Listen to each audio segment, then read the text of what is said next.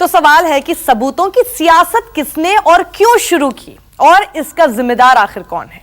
Balakot attack में जैश ए मोहम्मद के दहशतगर्दों की मौत के आंकड़े मांगने का दोष किसके मत्थे है?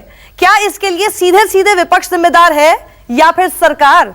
दरअसल ये सियासी सांप सीढ़ी का खेल है। ये शय और मात की सियासत है जिसमें दुर्भाग्य से हमारी सेना का पराक्रम निशाना बन रहा है। एयर स्ट्राइक का क्रेडिट लेने और ना लेने देने की राजनीतिक कसरत में सबूत और आंकड़ों की गुत्थी उलझती जा रही है। बालाकोट एयर स्ट्राइक को सीढ़ी बनाकर कैसे सत्ता के पायदान कदम रखा जा रहा है, जरा इसकी असलियत देखिए। सबूतों की सियासत यूं ही शुरू नहीं हुई। इसे समझने के लिए 14 फरवरी की तारीख को याद करना पड़ेगा, जब जम्मू कश्मीर के पुलवामा में सीआरपीएफ के काफिले पर आत्मघाती हमला हुआ। इस हमले के 12 घंटे के भीतर नरेंद्र मोदी सामने आए और पुलवामा को अंजाम देने वालों को बड़ी कीमत अदा करने की चुनौती दे दी कि वे बहुत बड़ी गलती कर चुके हैं, बहुत बड़ी कीमत उनको चुकानी पड़ेगी। इस बयान के जरिए नरेंद्र मोदी ने यह बताया कि पाकिस्तान को मुंहतोड़ जवाब सिर्फ उनकी सरकार ही दे सकती है। इसके बाद जब 26 फरवरी को भारतीय वायुसेना ने पाकिस्तान में घुसकर बालाकोट में एयर अटैक किया, तो नरेंद्र मोदी ने खुद को सबसे मजबूत और सबसे बुलंद इरादों वाले नेता के तौर पर प्रोजेक्ट करना शुरू कर दिया। मैं आपको कहना चाहूंगा, 7वें पाताल में होंगे उनको भी मैं छोड़ने वाला नहीं हूं। चुन चुन करके हिसाब लेना, ये मेरी फितरत है। एयर स्ट्राइक फिर विंग कमांडर अभिनंदन की पाकिस्तान से रिहाई के जरिए नरेंद्र मोदी ने खुद को मजबूत नेता और पहले की सरकारों को मजबूर नेतृत्व के तौर पर साबित करना शुरू कर दिया। नरेंद्र मोदी के कार्यक्रमों में लगे पोस्टर से साफ हो गया कि पुलवामा अटैक की शहादत और उसके बाद भारत के एयर अटैक को बीजेपी 2019 के लोकसभा चुनाव में मुद्दा बनाएगी। भाइयों बहनों, आप मुझे बताइए, राजस्थान के चूरू से लेकर पटना की सभा तक पुलवामा में सीआरपीएफ जवानों की शहादत की तस्वीरें दिखने लगी। सिर्फ नरेंद्र मोदी ही नहीं, बल्कि बीजेपी के दूसरे नेताओं ने भी पुलवामा के बाद सरकार के एक्शन पर प्रधानमंत्री नरेंद्र मोदी को दाद देने लगे। बीजेपी के पूरे तेवर से साफ हो गया कि लोकसभा चुनाव का लाइन लेंथ अब पुलवामा तय करेगा। सवाल नंबर 1, कांग्रेस के इन नेताओं को भारत की सेना पर और भारत की वायुसेना पर विश्वास नहीं है। उनको उस समाचार पत्र पर विश्वास नहीं है जो ने फील्ड से रिपोर्ट की, लेकिन दूर कहीं से कुछ छपा है तो उस पर वो विश्वास करके सबूत मांगते हैं। क्या कांग्रेस पार्टी कर रही है? तो न भारत की सेना पर विश्वास, न भारत की वायुसेना पर विश्वास, तो सीधा है कि शुद्ध वोट के लिए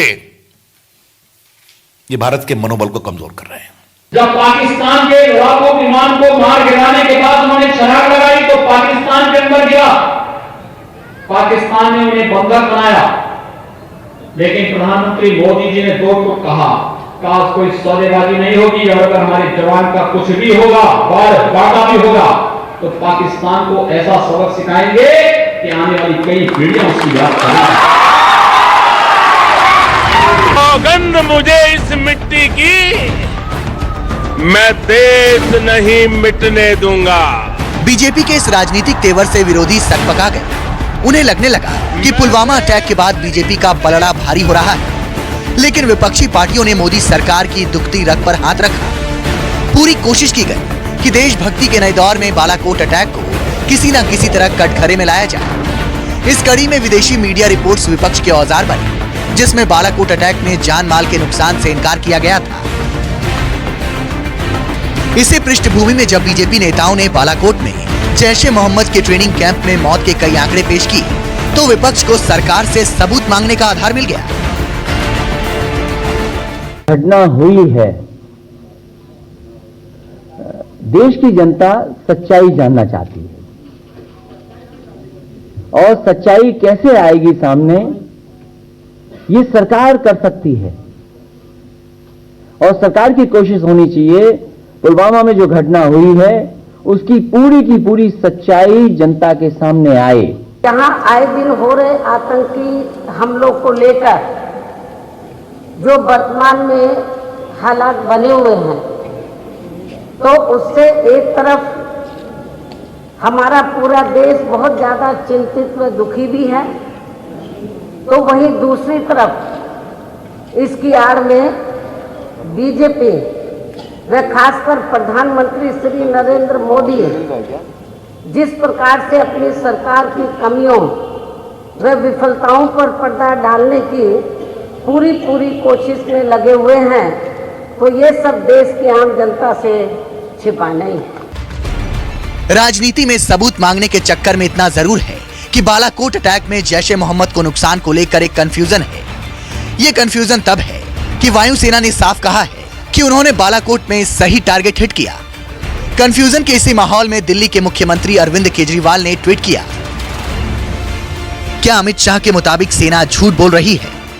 अपने चुनावी फायदे के लिए क्या अमित शाह और भाजपा सेना को झूठ बोल रहे हैं? देश को सेना पर भरोसा है, क्या अमित शाह और भाजपा को सेना पर भरोसा नहीं? विपक्ष का पैतरा है कि वो ऐसा मैसेज दे रही है मानो उसे इंडियन एयरफोर्स के अटैक पर तो यकीन है, लेकिन नुकसान पर सवाल उठाकर वो पूरी कार्रवाई पर सवालिया निशान खड़ा कर रही है। अगर इस पूरे एपिसोड में सबसे संतुलित बयान किसी एक नेता का रहा तो वो पंजाब के मुख्यमंत्री कैप्टन अमरिंदर सिंह का था। Let's go into this casualty figure. I do not know. पहले कुछ और फिगर आए थे, अब कुछ और फिगर आ रहे हैं। Fact of the matter is जो हमारे 41 जवान मार दिए इन्होंने सीआरपी की, उसका रिस्पॉन्स हुआ। कैप्टन जो बोले, लेकिन पंजाब में उनके वाइस कैप्टन नवजोत सिंह सिद्धू ने सवाल उठा दिए। नवजोत सिंह सिद्धू ने ट्वीट कर कहा, पवित्र फौज के कंधों से सियासी तीर मत चलाओ प्रचार मंत्री जी, जवानों की शहादत का बदला आतंकवादियों से लेना था, पेड़ों और पहाड़ों से नहीं।